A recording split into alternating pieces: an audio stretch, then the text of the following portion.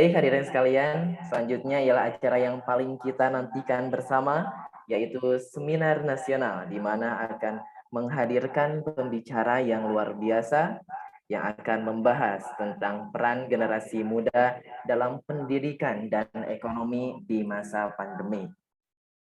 Dan seminar kali ini akan dipandu oleh seorang moderator yang beliau adalah founder of Al-Kahfi Educational Institution Indonesia.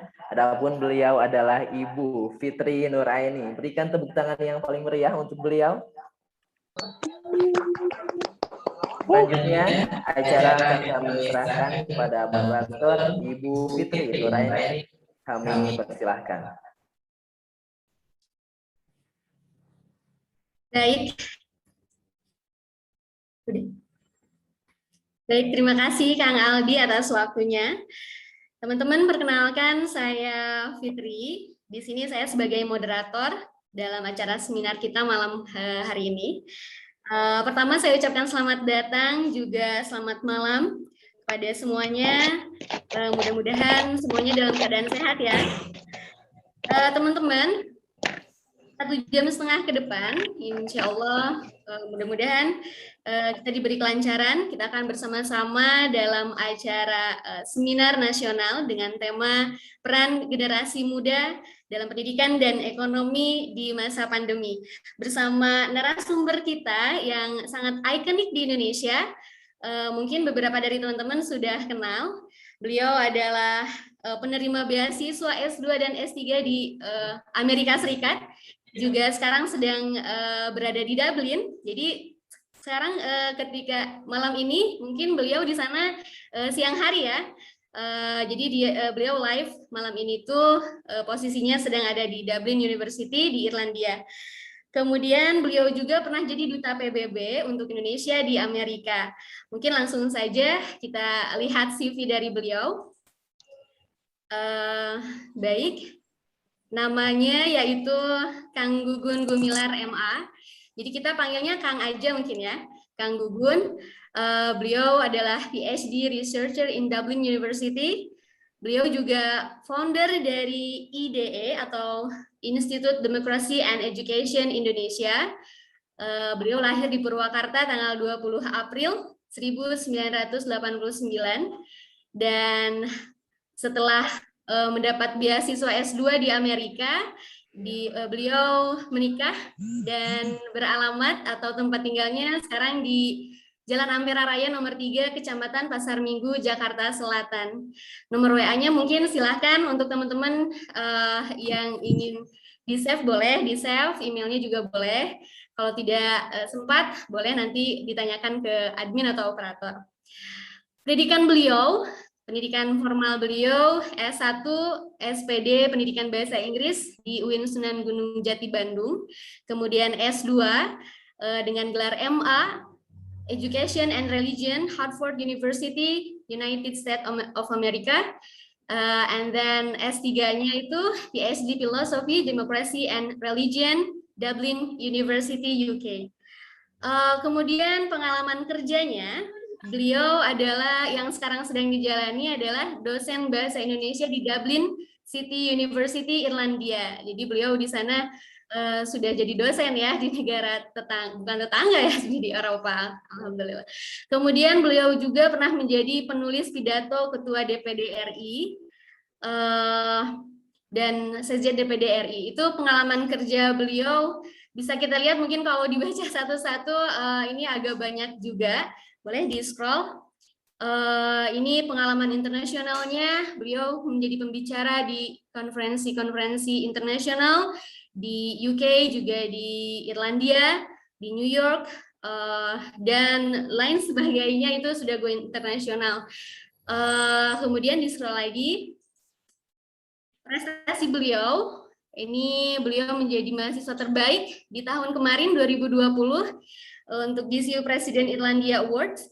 Kemudian dapat beasiswa itu beliau S2 dan S3 secara berturut-turut dari negara kita ya.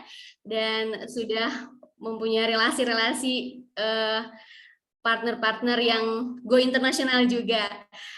Di tahun 2013 sampai 2016 beliau itu adalah duta PBB untuk Indonesia di Amerika, dan duta MDGs juga Indonesia pada tahun 2009 sampai 2010. Kemudian organisasi yang beliau ikuti dan aktif tentunya, beliau adalah pendiri Direktur Eksekutif Institute of Democracy and Education atau IDE Indonesia.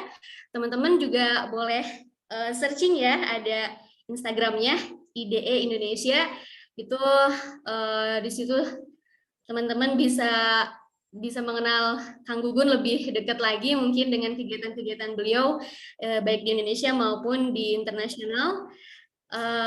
Kemudian bisa kita lihat ya teman-teman ya, Duta Muda PBB, pengurus ini PCE NU UK Irlandia. Jadi beliau itu bisa kita lihat ya dari CV-nya itu, beliau generasi muda yang aktif dan tidak pasif gitu. Mudah-mudahan di malam ini kita bisa sharing ilmu juga pengalaman dengan beliau, bisa tertular nih semangat pemudanya gitu ya, generasi muda khususnya untuk kemajuan di Indonesia. Lanjut, scroll lagi ke bawah. Ini publikasinya, baik teman-teman. Kang Gugum itu sudah punya buku ya, ada bukunya. Yang pertama Pancasila and Democracy, published in Jakarta, Indonesia tahun 2018. Kemudian ada book chapter Moderation, The Indonesian Experience by the Global Movement of Moderates Foundation, published in Kuala Lumpur. Kemudian book chapter Promoting Christian Muslim Dialogue in Indonesia, published at Harvard United States pada tahun 2014. Dan ini buku pertamanya, Mengejar Mimpi Indonesia. Saya juga punya nih bukunya nih.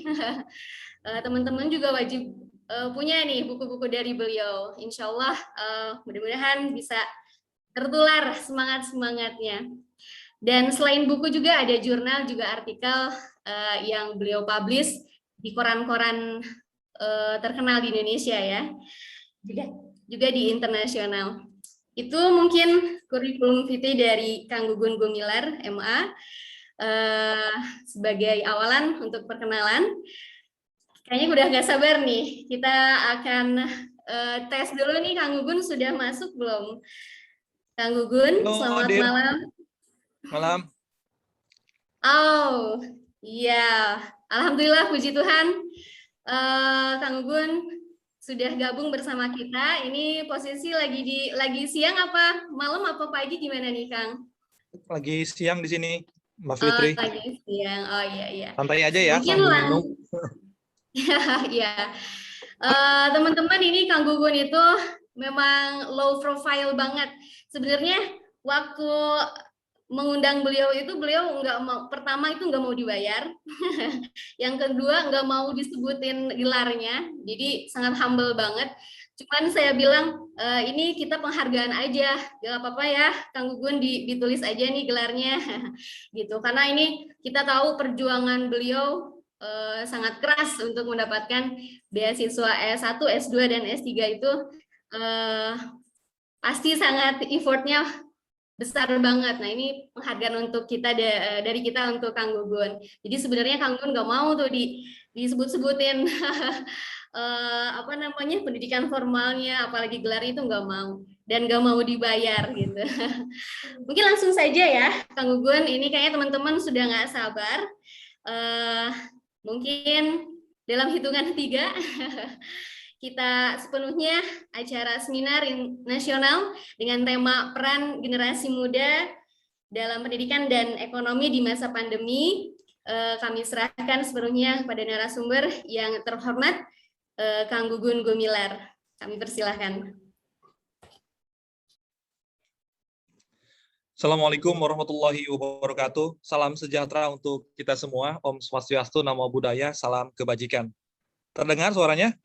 Warahmatullahi wabarakatuh. Dengar ya? Salam. Ada.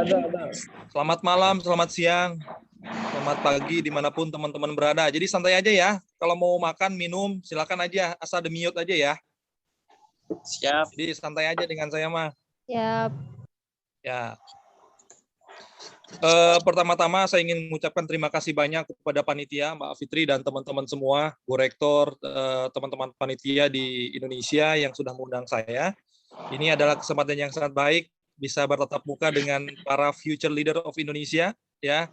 Ada di Jawa Barat, ada di Jawa Timur, ada di Sumatera, Kalimantan, bahkan di Indonesia Timur, di Bali, Sulawesi ada nih ya. Sangat luar biasa, senang sekali saya bertemu tatap muka dengan sahabat-sahabat semua. Saya panggilnya rekan-rekan semua ya, karena ini ada generasi emas Indonesia ini yang akan memimpin Indonesia ke depan. Jadi saya sangat bangga, rasa syukur, mudah-mudahan teman-teman semua pada malam hari ini kita diskusi bareng-bareng ya, dengan saya, dengan teman-teman semua. Mudah-mudahan ada manfaat untuk generasi emas Indonesia ke depan. Jadi saya sering bicara dengan teman-teman semua seminar Zoom, karena saya suka bicara dengan anak muda, karena kalau bicara dengan anak muda itu pertama semangat, yang kedua punya mimpi, yang ketiga itu punya cita-cita. Jadi saya senang dengan anak muda yang 17 tahun sampai usia produktif ini, karena generasi emas ke depan dipimpin oleh teman-teman semua ini pada tahun 2045. Saya yakin teman-teman ini rata-rata usianya 20 tahun sampai 25 tahun ini, teman-teman semua masih S1 dan S2. Mudah-mudahan teman-teman semua diberikan kesehatan, diberikan kelancaran untuk menempuh pendidikan ke depan. Baik, kita mulai saja ya. Boleh dibantu ini moderator slide-nya.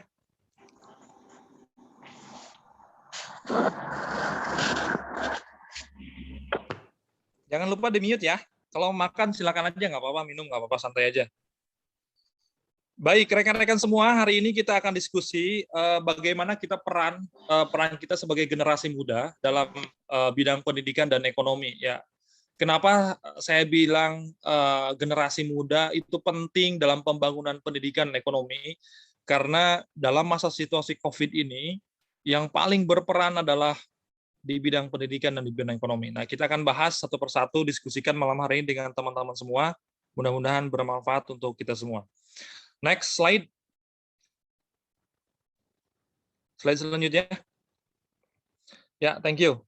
Nah, teman-teman semua, mungkin pernah mendengar atau pernah membaca sebuah buku atau dari Steve Jobs. Steve Jobs itu siapa? Silakan cari di Google yang belum tahu, ya.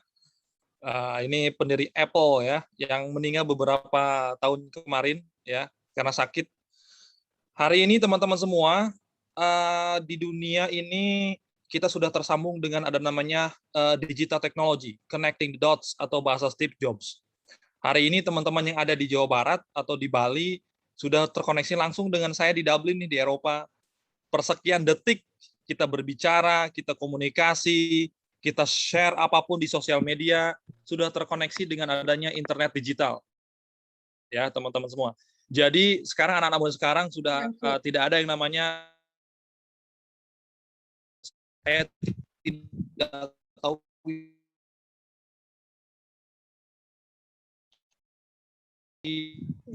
saya mau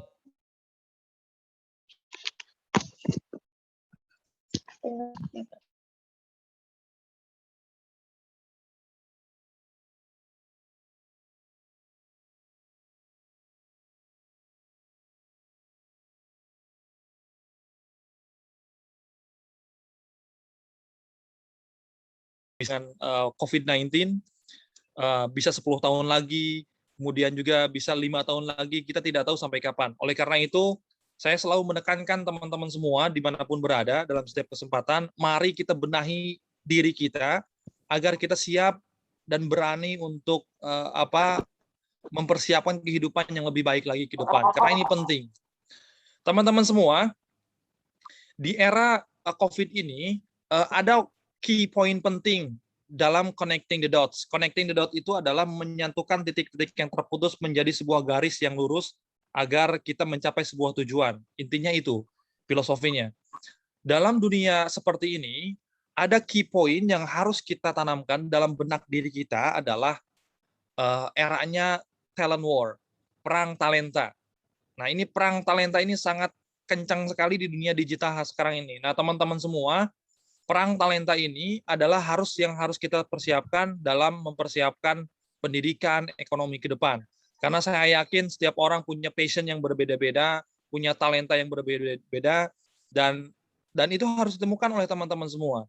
Maka sudah tidak ada namanya imperialisme sekarang ini atau kolonialisme. Yang ada adalah bagaimana kita perang melawan talenta kita dengan semua bangsa, dengan semua individu yang ada pada hari ini. Nah, itu yang harus kita persiapkan. Next slide. Slide selanjutnya. Ya, kita sudah tahu bahwa selanjutnya di era sekarang kita masuk kepada era bonus demografi. Ya, selanjutnya slide selanjutnya. Bonus demografi ya teman-teman semua. Bonus demografi itu adalah di mana banyak sekali usia produktif ya teman-teman semua, dari mulai usia 18 sampai 64 tahun ya. Bonus demografi itu. Jadi bonus demografi itu adalah sebagai bagaimana kita bisa memanfaatkan bonus demografi ini sebagai window of opportunity. Jadi sebagai jendela untuk bagaimana menggunakan kesempatan usia produktif ini agar kita memberikan inovasi, memberikan peluang bisa bermanfaat untuk masyarakat di lingkungan sekitar kita. Nah, ini bonus demografi. Biasanya ditandai dalam suatu keluarga itu di mana yang usia produktif itu 18 sampai 60 tahun itu sebagai peluang yang bisa menciptakan peluang inovasi, peluang untuk bagaimana kita berwirausaha, menciptakan inovasi terbarukan. Ini penting untuk kita semua sebagai generasi muda bangsa untuk menciptakan peluang bonus demografi itu. Next slide selanjutnya.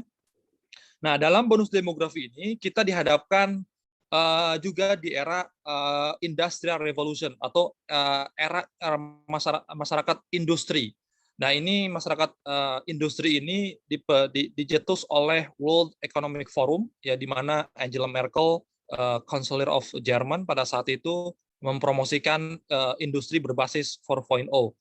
Nah, oleh karena itu teman-teman semua, yang harus kita hadapi sekarang ini dan sekarang kita sedang hadapi adalah Internet of Things, yaitu internet ya, eranya internet, networks ya, cyber physical system.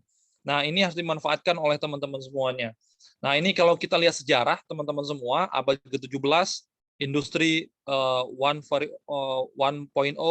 kemudian abad 18 industri 2.0, abad ke-19 industri 3.0, dan sekarang kita sudah masuk di era COVID ini, selama beberapa tahun sekarang sudah masuk era industri 4.0. Nah, kita akan bahas apa itu 4.0 dan apa saja yang karakternya yang kita harus persiapkan di era COVID dan era COVID ini. Slide selanjutnya.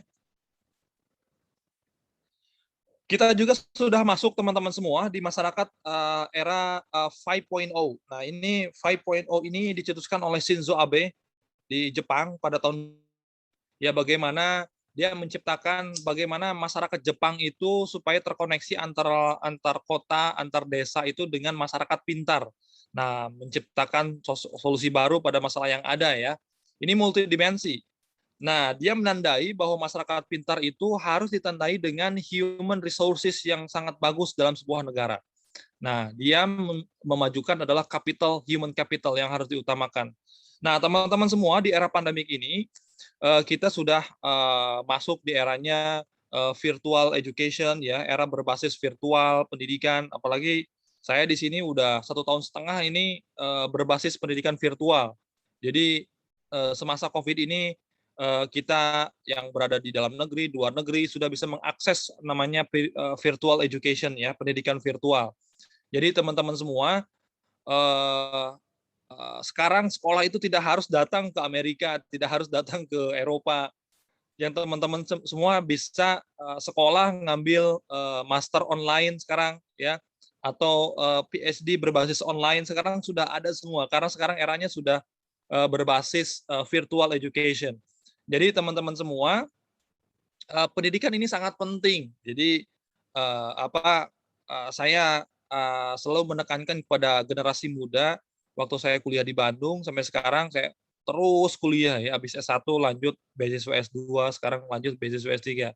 Karena tidak ada negara yang saya kunjungi ke semua negara Eropa atau Amerika itu dia yang mengutamakan adalah pendidikan. Contoh Singapura ya, dia pendidikannya luar biasa, hampir the best five in the world ya, Singapura, kemudian Israel, Amerika Serikat, negara-negara Skandinavia ya, itu adalah basis utama yang dikokohkan adalah basis pendidikan. Nah, oleh karena itu teman-teman semua, apalagi di era pendidikan ini di Indonesia pendidikan semakin mahal ya, kemudian akses pendidikan tidak begitu ditekankan ya. Maka teman-teman semua carilah beasiswa mumpung masih pada muda. Banyak sekali beasiswa di luar dalam negeri dan luar negeri yang memberikan gratis untuk teman-teman generasi muda Indonesia. Oleh karena itu, interaksi antara industri 4.0 dan 5.0 itu adalah how we put our human first ya. Bagaimana kita menempatkan manusia itu adalah yang pertama ya. Kita membangun pendidikan, kita membangun human capital itu adalah kita menempatkan manusianya itu sendiri adalah yang pertama. Oleh karena itu inti dari masyarakat 4.0 dan masyarakat industri 4.0 itu adalah bagaimana kita menjadi masyarakat yang cerdas, yang tanggap terhadap perubahan dunia ini. Next slide. Nah, contoh ini 4.0 happen to industry, masyarakat 4.0 adalah happen to society. Nah, ini kita bisa lihat mekanisasi sudah kita lihat di Indonesia, banyak sekali pabrik industri sekarang sudah human sudah tidak digunakan lagi namanya banyak pekerja, tetapi bagaimana kita menggunakan mekanisasi ya, robot ya, komputerisasi ya, Internet of Things ya. Jadi yang bekerja itu adalah semua rata-rata robot di negara masyarakat industri 4.0. Kemudian masyarakat pintar ini 5.0, kita bisa memanfaatkan elemen, kita bisa menjadi di bidang pertanian, di bidang industri, masyarakat informasi, masyarakat yang bisa memanfaatkan Internet of Things. Nah, ini penting teman-teman semua, bagaimana kita bisa memanfaatkan dunia digital ini yang kita gunakan setiap hari, karena poin utama di abad ke-21 hari ini adalah bagaimana kolonialisasi digitalisasi atau the colonialization of digitalisasi ya. Nah, ini penting yang harus kita tekankan pada era pandemi ini. Selanjutnya,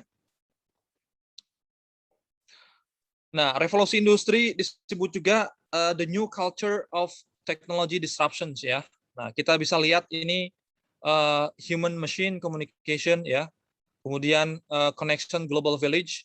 Jadi sekarang ada era baru namanya industrial based village. Jadi industri berbasis pedesaan. Atau dalam kata lain bisa juga masyarakat village based industry. Jadi penduduk desa yang berbasis industri internet. Nah, ini teman-teman silakan manfaatkan. Kita perlu mengedukasi masyarakat yang ada di kampung-kampung dengan berbasis digital teknologi. Kemudian smart robot. Nah, ini ditandai di era revolusi industri ya, sebagai budaya baru. Internet of Things ya, pemanfaatan digital internet teknologi ini penting sekali yang perlu kita manfaatkan. Kemudian 3D printer ya, ini penting sekali apalagi sekarang eranya artificial intelligence ya, penting sekali ini bagaimana kita bisa memanfaatkan artificial intelligence ini sebagai sumber entrepreneurship ya di era digitalisasi. Kemudian driverless car sudah masuk ke Indonesia ini mobil listrik ya.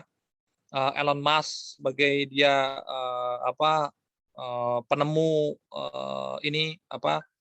mobil listrik ya, dan akan tumbuh besar nanti di Indonesia ini mobil listrik ini.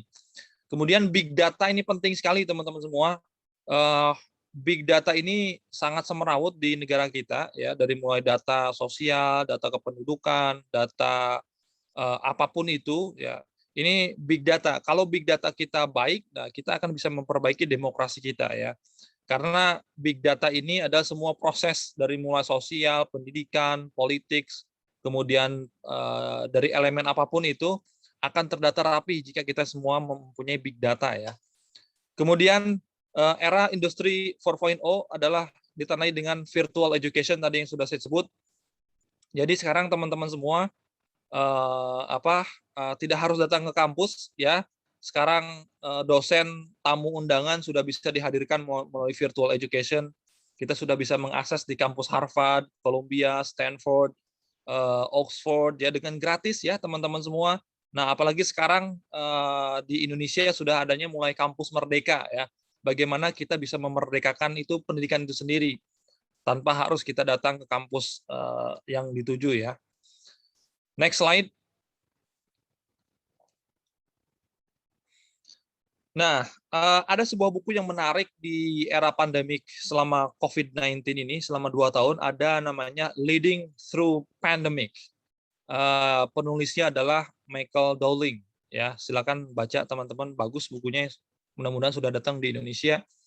Dalam masa COVID dan post-COVID-19 ini, kita harus mempersiapkan ada 5 kecerdasan masa kini yang harus kita kuasai.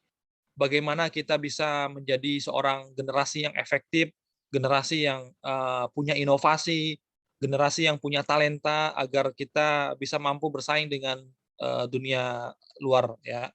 Iya, ada 5 poin. Yang pertama adalah technological intelligence, kecerdasan teknologi. Kalau dulu mungkin kita tahu bahwa ada 2 kecerdasan, kecerdasan otak kanan dan otak kiri. Nah, kita harus menguasai kecerdasan teknologi ya. Tadi sudah ditandai dengan eranya 5.0 dan 4.0 industri dan masyarakat pintar ya. Ini harus kita kuasai adalah kecerdasan teknologi. Ini penting teman-teman semua, apalagi di era COVID ini dunia digital semakin marak ya. Ada yang jadi YouTuber, ada yang jualan di sosial media, di WhatsApp, di Instagram, Facebook dan lain sebagainya ya. Ini harus bisa kita manfaatkan sebagai sumber ekonomi kita dalam kehidupan sehari-hari. Ini kecerdasan berbasis teknologi, ya, teknologi digital, teknologi artificial, apapun itu namanya adalah harus bisa menghasilkan sumber ekonomi dalam kehidupan sehari-hari kita. Nah, ini harus kita tanamkan bahwa generasi muda kita adalah generasi yang pintar menguasai dunia teknologi digital. Yang kedua, kita harus menguasai contextual intelligence, kecerdasan kontekstual. Nah, ini penting teman-teman semua, bagaimana kita harus pintar menguasai teknologi ini sesuai dengan konteksnya masing-masing ya. Kadang orang mau pintar sekarang, mau terkenal, jadi YouTuber, jadi influencer, menggunakan hal-hal yang tidak baik dan moral ya dalam kehidupan masyarakat kita. Nah, ini generasi muda, saya mendorong teman-teman semua bagaimana kita menggunakan kecerdasan teknologi itu sesuai dengan konteks ya, konteks di mana kita bisa manfaatkan sesuai dengan lingkungannya masing-masing, sesuai dunianya masing-masing. Karena apa? Kalau kita pintar teknologi tanpa menguasai konteksnya, kita akan rugi juga, rugi keluarga, rugi nama baik kita ya. Kadang orang mau viral ya, menggunakan hal-hal yang tidak baik di YouTube, di Instagram, Facebook, di WhatsApp ya. Sedikit demi sedikit orang sekarang foto langsung sebar tanpa klarifikasi ya. Ini teman-teman harus bisa menggunakan kecerdasan kontekstual. Yang ketiga, emotional and social intelligence. Nah, ini kecerdasan emosi dan sosial. Ini COVID ini banyak sekali memberikan dampak emosi dan sosial kita ya. Orang sedikit-sedikit sekarang marah, orang sedikit karena orang ya banyak faktor sekali, karena faktor politik, faktor agama, faktor COVID, faktor sosial, politik, budaya bisa mempengaruhi emosi dan sosial. Nah, ini teman-teman saya mendorong bagaimana kita harus menjaga emosi dan sosial intelligence kita dalam kehidupan sehari-hari. Kalau kita tidak bisa mengontrol poin nomor 1, nomor 2, nomor 3 ini ya apa adanya kita memiliki kecerdasan masa kini. Nah, teman-teman semua, ini emotional and social intelligence harus kita kontrol dalam kehidupan sehari-hari. Yang keempat, explorative intelligence, kecerdasan eksploratif. Nah, apa itu kecerdasan eksploratif? Setiap orang, setiap individu itu punya passion masing-masing. Passion itu apa? Bakat, minat yang harus kita telusuri yang ada dalam pribadi kita. Nah, contoh passion saya adalah di bidang pendidikan misalkan. Saya passion di bidang sosial, aktivis ya, aktivis sosial dengan mendirikan tadi saya disebut IDE Indonesia, Institute of Democracy Education ya, di bidang pemberdayaan pemuda, sosial, pendidikan dan demokrasi. Nah, passion saya di sana. Nah, selama ini saya tekuni ya, saya sebagai aktivis, saya juga sebagai akademik ya. Saya fokus di bidang pendidikan dan sosial. Nah, teman-teman harus bisa mengekspor kemampuan nomor 4 ini. Setiap individu itu punya pemikiran yang berbeda, punya pemikiran passion yang berbeda, maka gali kemampuan Anda. Makanya tadi saya sudah bilang di awal, hari ini teman-teman semua berkompetisi dengan talent war, dengan perang talenta. Maka nomor 4 adalah kuncinya cari passion, minat, bakat yang Anda harus punyai pada hari ini. Nomor 5, moral intelligence. Ini kecerdasan moral, moralitas ini penting teman-teman yang harus dijaga ya. Banyak sekali kejadian dalam masa Covid ini, kecerdasan sosial, moral, intelektual bisa mengakibatkan dalam dampak sosial kita bermasyarakat. Hari ini di berita hampir tiap hari ya yang kita temui ada anak bunuh bapak ya, ibu bunuh anak, bapak bunuh keluarga ya. Kemudian banyak kejadian hal-hal yang sangat ya menusuk hati kita ya teman-teman semua. Nah, saya kira teman-teman semua mari kita jaga moral kita, akhlak kita, budi pekerti kita kepada keluarga kita terutama, kepada tetangga kita, kepada masyarakat lingkungan sekitar kita. Nah, ini kecerdasan yang Anda harus miliki sebagai generasi muda, bagaimana agar kita meningkatkan positif inovasi ke depan. Karena sekarang eranya adalah era bagaimana kita berjuang melawan COVID-19 disertai dengan 5 kecerdasan masa kini. Selanjutnya, nah tentu teman-teman semua sebagai generasi bangsa yang tentu ke depan berjuang di bidang pendidikan dan ekonomi, banyak sekali tantangan yang harus kita miliki ini yang akan dihadapi oleh teman-teman semua dari poin nomor 1 sampai nomor 8. Good governance ya, clean governance. Dalam era COVID ini orang yang kaya semakin kaya, yang miskin semakin miskin ya. Ada semuanya diserba diprofitkan ya. Nah, ini tantangan kita, rule of law ya, tantangan hukum di negara kita ya. Bagaimana orang yang maling ayam dihukum bertahun-tahun, orang yang koruptor sekarang dihukum 1 sampai 3 tahun ya. Bahkan direnumerasi ya, dikurangi. Nah, kemudian human capital human capital kita perlu ditingkatkan. Ini tugas kita bersama ke depan. Kita harus meningkatkan human capital, apalagi indeks pendidikan kita berdasarkan OECD, negara-negara di dunia, kita paling bawah ya teman-teman semua. Permasalahan selanjutnya adalah public health ya, mahal sekali kesehatan di Indonesia. Kemudian bangsa entrepreneurs ya, kita harus menjadi bangsa yang entrepreneurs ya. Kita masih di bawah 2% sebagai pengusaha. Nah, teman-teman semua ini perlu kita pikirkan bersama agar bagaimana kita ke depan menjadi bangsa entrepreneurs. Kemudian revitalisasi ilmu pengetahuan dan teknologi ini penting ya. Bagaimana memajukan bangsa ke depan harus dengan ilmu pengetahuan dan teknologi. Kemudian eradicating poverty atau kemiskinan. Kemudian ketahanan pangan dan renewable energy kita akan habis ya teman-teman semua. Hampir ditemui di Alfamart, Indomart sudah masuk ke kampung-kampung, ke desa-desa ya. Banyak barang-barang yang ekspor, ini tantangan bangsa kita semua.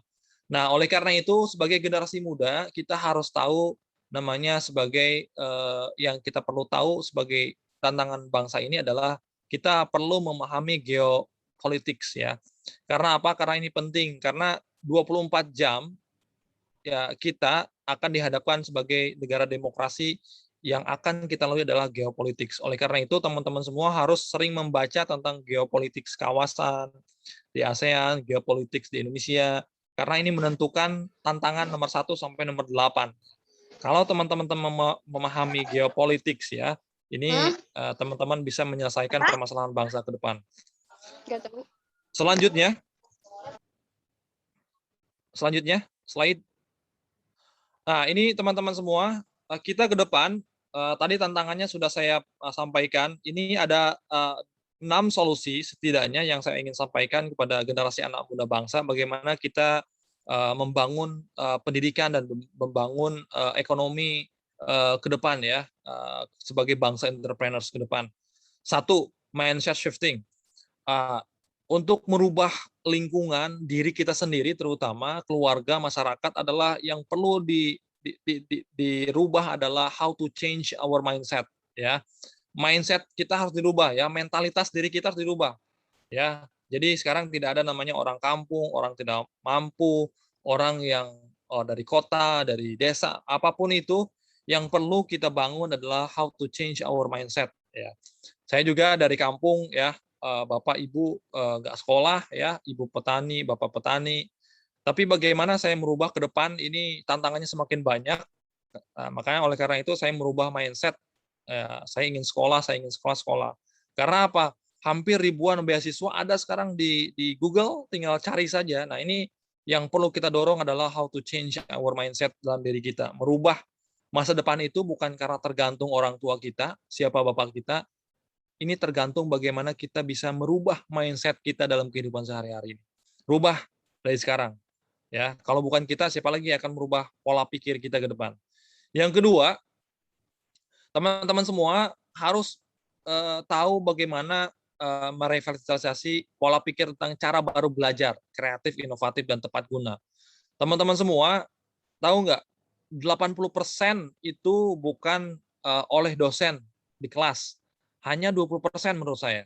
80% itu adalah bagaimana kita bisa be kreatif, inovatif, ya, tepat guna. Nah, ini selama saya kuliah di Bandung ini saya gunakan prinsip ini, pola kreatif, inovatif, pagi belajar, kemudian siang berorganisasi, sore ngajar, ya, malam browsing, ya. Jadi manfaatkanlah sewaktu teman-teman masih muda, ini manfaatkan waktu dengan sebaik-baiknya. Karena kalau hanya ngejar pola belajar di kelas, ya, itu tidak akan mampu nanti menghadapi ke depan, ya. Jadi sekarang sudah tidak zaman kampus kosan absensi, ya, enggak. Saya sudah bilang dari dulu ke teman-teman semua, ijazah itu hanya akan mengantarkan kepada meja interview, ya, meja interview, tapi kalau kita punya pengalaman, punya leadership, punya networks, ya, apalagi ditambah bahasa, ya, itu akan meloloskan kita untuk, ya, kerja, untuk cari beasiswa, untuk pengalaman kita ke depan. Nah, ini teman-teman semua harus rubah cara belajar teman-teman semua. Ini. Jadi belajar bisa di mana aja sekarang itu, apalagi kampus merdeka. Yang ketiga, teman-teman semua, kita harus punya prinsip meritokrasi, ya. What is meritokrasi? Itu yang berdasarkan sistem based on talent, effort, or achievement, ya, rather than social class. Jadi sekarang teman-teman semua, prinsip meritokrasi itu sudah digunakan di berbagai institusi, ya, maupun di perusahaan, di bidang pendidikan, di dunia internasional. Jadi orang yang punya talenta itu akan diperhitungkan matang-matang oleh sebuah perusahaan atau di bidang pendidikan atau di bidang apapun itu. Maka teman-teman semua cari talenta, cari achievement mumpung masih muda nih teman-teman semua, rata-rata 20 tahun. Nah, saya kira ini yang perlu dikembangkan adalah how to achieve, ya. Ini talenta kita nih ke depan, ya, teman-teman semua. Yang keempat, nah, ilmu, iman, pengetahuan, dan teknologi. Ini basis iman, ilmu pengetahuan, dan teknologi ini harus balance, ya. Kalau kata Profesor Habibie, presiden kita, imtak dan imtek, ya, ilmu pengetahuan, takwa, dan teknologi itu harus seimbang. Kemudian nomor 5, nah ini budaya literasi. Nah, ini generasi muda ini sekarang saya mengkritik, termasuk saya sendiri, pagi, siang, sore bacanya Instagram story orang lain, baca status Facebook orang lain, baca WhatsApp, ya, yang dibaca. Tapi bagaimana kita men-challenge diri kita, berapa banyak buku bacaan per minggu, per jam, atau per bulan yang sudah kita kuasai. Nah, ini budaya literasi. Tahu nggak teman-teman semua, menurut survei State Connecticut University di Amerika Serikat, kita urutan yang paling bawah membacanya. Kemudian menurut UNESCO juga, sekian 0 poin sekian persen masyarakat Indonesia itu jarang baca sekali teman-teman semua. Nah ini yang perlu kita kuasai adalah bagaimana budaya literasi kita. Jadi bukan hanya sekedar membaca, kita menguasai teks dan konteks, mengkritisi bacaan, kemudian kita bisa mengimplementasikan dalam kehidupan sehari-hari. Nah ini perlu teman-teman kuasai adalah budaya literasi dalam kehidupan sehari-hari ya. Nomor 6, kemampuan komunikasi. Ini penting teman-teman semua dalam dunia COVID sekarang ini di era disrupsi kemudian 5.0 dan 4.0 ini, teman-teman harus bisa bahasa Inggris ya, wajib ini teman-teman semua. Ini bahasa internasional, apalagi syukur-syukur teman-teman sudah menguasai bahasa Arab, Prancis, atau paling utama adalah bahasa Mandarin, bahasa ekonomi. Nah, bangsa Cina sudah masuk ke Indonesia, ya, orang-orang bule sekarang sudah masuk ke kampung-kampung. Nah, ini ditandai dengan harus Anda menguasai bahasa komunikasi, ya. Ini penting, bahasa internasional Anda harus kuasai. Selanjutnya,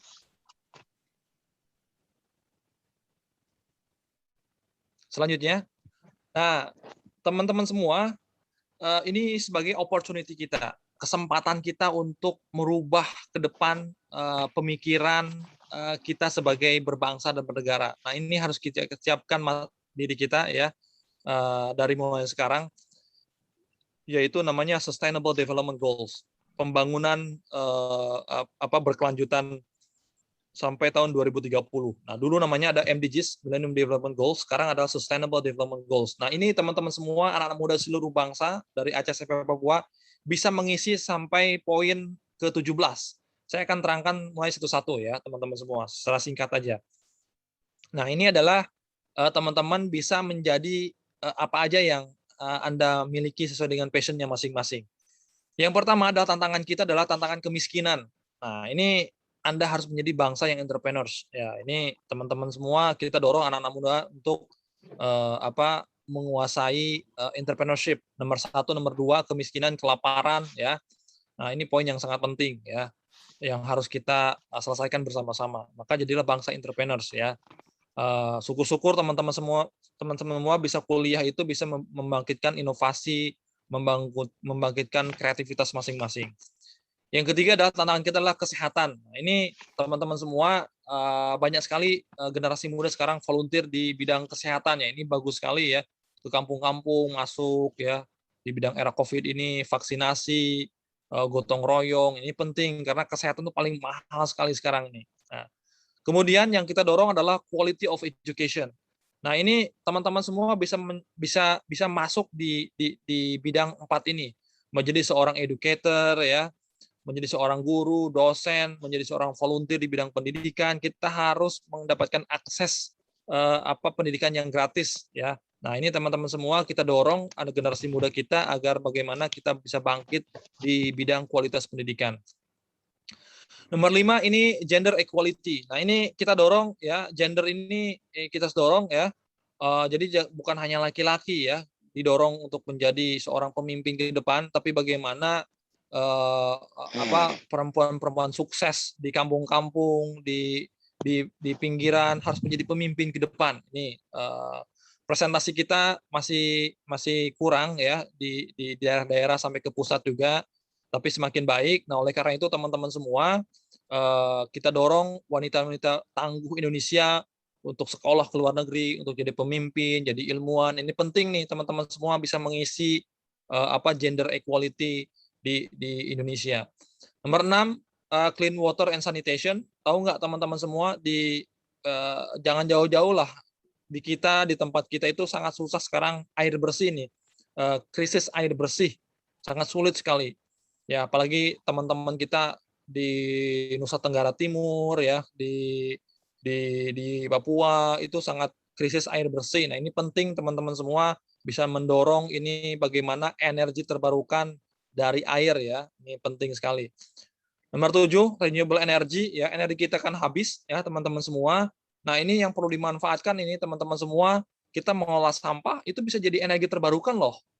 Sampah, air, kemudian sampah-sampah yang tidak bisa bisa didaur ulang, recycle, reuse, ya itu penting. Bagaimana bisa menghasilkan energi ke depan buat masyarakat. Economic growth, nah ini penting, good jobs. Nah, ini kita banyak sekali jutaan mahasiswa Indonesia sarjana yang kuliahnya nganggur setelah lulus S1, banyak sekali. Teman-teman saya pulang ke Indonesia S2, S3 banyak sekali yang nganggur juga. Jadi tidak ada jaminan ya kuliah di luar negeri itu untuk ke depan juga. Nah, oleh karena itu teman-teman semua, yang paling penting adalah basis inovasi dan kreativitas yang Anda harus miliki. Ya, ini penting. Nah, nomor 9, inovasi ya. Kemudian saya sudah sebutkan tadi, jelaskan reduce, nomor 10, reduce inequalities ya, ketimpangan sosial ini semakin meninggi antara kaya miskin, antara barat dan timur tengah ya di Indonesia. Ini teman-teman semua, kita harus menjadi the agent of change makers ke depan. Nah, ini teman-teman adalah change of makers ke depan nih. Bagaimana kita harus mengurangi ketimpangan sosial, ketimpangan ekonomi, ketimpangan pendidikan di poin nomor 10. Nomor 10, sustainable cities and communities. Ini teman-teman semua harus membangun kohesi komunitas di lingkungan kita masing-masing, harus gotong royong. Kita tidak bisa lagi kita mengandalkan pemerintah, desa, lurah, bupati. Sekarang sudah krisis finansial di semua negara, termasuk negara kita. Ini kita harus bergotong royong membangun sustainable cities and communities ya di kampung kita masing-masing. Nomor 12 ini responsible consumption ya. Ini harus kita bertanggung jawab ke konsumsi kita ya. Ini penting sekali teman-teman semua. Kita harus sharing, berbagi ya di masa Covid ini dengan teman-teman yang kurang mampu ya. Harus kita bisa berbagi dengan teman-teman yang kurang beruntung di masyarakat kita ya. Nomor 13, climate actions. Nah, teman-teman semua, banyak sekali prediksi bahwa Jakarta akan tenggelam, ya. Kemudian climate change semakin gawat di dunia ini, itu betul teman-teman semua. Nah, teman-teman semua tahu nggak? Hampir tiap tahun hutan di Indonesia, baik di Jawa, Sumatera, Kalimantan, itu semakin berkurang karena ya penebangan liar, karena perusahaan-perusahaan yang menebarluaskan untuk lahan untuk oil palms ya. Nah, ini penting teman-teman semua untuk menjadi agent of change maker di bidang climate change ya. Nah, ini tantangan kita semua, climate action ya. Di Indonesia semakin panas kata teman-teman. Ini saya di sini ya, di Irlandia aja, di UK di sini dingin sekali nih. Luar biasa tiap hari ya. Saya pakai, padahal sekarang musim summer ini. Beda saya dulu waktu di Amerika kuliah 3 tahun di sana, sekarang di Eropa makin dinginnya dingin sekali. Kalau di teman-teman di Indonesia panas itu makin panas sekali. Nah, ini adalah tantangan climate actions ya untuk kita semua ya. Nah, maka kalau teman-teman mau menebang pohon ataupun apapun itu ya, membuang sampah, harus berpikir nih nomor 13 climate actions ya. Nomor 14 life below water ya. Ini terumbu karang kita ya di tanah air ya, ikan kita banyak dicuri, berapa juta ton yang di Indonesia dicuri. Kita harus memanfaatkan perairan kita ini sebagai sources untuk inovasi dan kreativitas ekonomi ya. Ini penting nih, nelayan-nelayan kita harus kita dorong ya agar mereka bisa memanfaatkan ini perairan Nusantara kita, ikan kita dimanfaatkan, garam aja sekarang sudah impor ya, garam, ikan, apapun itu ya, ini memprihatinkan. Oleh karena itu teman-teman semua, ini tantangan kita bersama, bagaimana kita bisa memanfaatkan industri perairan Nusantara oleh kita semua ini. Nomor 15 juga sama, life on land ya, ini perlu menjaga ekosistem lingkungan kita agar kita bisa hidup berdampingan. Apalagi sekarang beberapa bulan kemarin Indonesia ditimpa musibah terus ya, gunung meletus, lingkungan, kemudian banjir di mana-mana, di Jawa Barat, di Kalimantan, di Indonesia Timur ya, hampir setiap hari di Bandung ya. Ini life online kita harus jaga nih lingkungan kita nih ya, oleh kita semua. Nomor 16 peace and justice ya. Ini perdamaian dan keadilan, ini bukan hanya di luar negeri, apalagi sekarang isu Taliban ya, isu Palestina, termasuk isu-isu di Indonesia ya. Ini yang kaya semakin kaya, yang miskin semakin miskin. Maka ini perlu pemimpin-pemimpin ke depan, teman-teman semua, agar menjadi pemimpin yang adil ya, pemimpin yang bisa mampu merangkul semua golongan. Kemudian nomor 17, nah ini partnership for the goals. Nah ini saya partners dengan teman-teman panitia, dengan IDE Indonesia, dengan organisasi lain. Yang paling penting adalah hidup sekarang adalah how to collaborate to each other. Bagaimana kita bisa berkolaborasi dengan satu sama lain, ya. Sekarang ini kita nggak bisa sendiri-sendiri ya, teman-teman semua harus kolaborasi, ya. Kolaborasi adalah kuncinya penting itu. Nah, teman-teman semua, nomor 17 ini penting yang harus kita galakan oleh kita semua agar kita bisa menopang pendidikan kita, agar kita bisa menopang ekonomi ke depan kita. Partnership for the goals. Saya siap kapanpun kalau teman-teman butuh pendidikan, rekomendasi ataupun kolaborasi apapun itu, kita bisa bekerja sama bareng-bareng ya teman-teman semua. Nah itu kesempatan yang harus kita miliki oleh teman-teman semua. Ini adalah yang harus diisi oleh kita semua. Selanjutnya, saya yakin teman-teman semua pasti bisa ya, baik yang di kampung, di kota ya. Kita ini harus menjadi seorang pemenang ya, tidak hanya mengejar ketertinggalan ya. Jadi ada sebuah pepatah ini sebelum di close oleh saya, ini slide terakhir. Ada seorang writer novelis Amerika Serikat ya, saya lupa namanya itu. 20 years from now you will be disappointed by the things that you didn't do. 20 tahun dari sekarang, ini kalau Anda usianya 20 tahun sekarang, nanti usia 40 tahun Anda akan menyesal kalau Anda tidak melakukan hal yang terbaik sekarang ini ya. 20 years from now you will be disappointed by the things that you didn't do. Kalau Anda nggak melakukan hal yang terbaik di masa sekarang ini, masih muda, nanti akan menyesal nanti 20 tahun sekarang. Mumpung masih muda, ayo sekolah, ayo berinovasi, ayo berwirausaha, ayo menjadi pribadi yang lebih baik lagi. Nah, untuk berbakti kepada keluarga, masyarakat, dan lingkungan sekitar. Ini penting teman-teman semua. Karena apa? Karena sekarang dunia sudah berbeda ya. Sekarang nggak bisa mengandalkan orang tua. Sekarang. Nah, pesan saya kepada teman-teman semua, ada begini, seorang filsuf Inggris mengatakan begini, the birds of the same feather flock together. Ya. The bird of the same feather flock together. Burung-burung yang sejenis hinggap di dahan yang sama. Artinya begini, kalau kita berkumpul dengan orang-orang komunitas yang punya visi misi yang bagus, yang baik, ya, kita berteman dengan orang yang punya visi misi, kita berteman dengan orang yang punya goals yang sama, kita akan mencapai tujuan yang sama. Yakin itu. Maka dari mulai sekarang carilah teman, carilah sahabat, carilah komunitas yang bisa mengembangkan kemampuan kita ke depan. Nah, ya, manfaatkan waktu dengan sebaik-baiknya nih teman-teman semua, agar kita bisa menjadi bangsa yang pemenang ya. Itu yang dapat saya sampaikan teman-teman semua, Mbak Fitri dan teman-teman semua yang dapat saya sampaikan malam hari ini. Mudah-mudahan bermanfaat untuk kita semua dan kita bisa diskusi dengan teman-teman semua malam pada hari ini. Mudah-mudahan bermanfaat untuk kita semua presentasi yang sudah saya sampaikan pada malam hari ini. Terima kasih teman-teman semua. Assalamualaikum warahmatullahi wabarakatuh. Salam sejahtera untuk kita semua. Waalaikumsalam. Waalaikumsalam warahmatullahi wabarakatuh.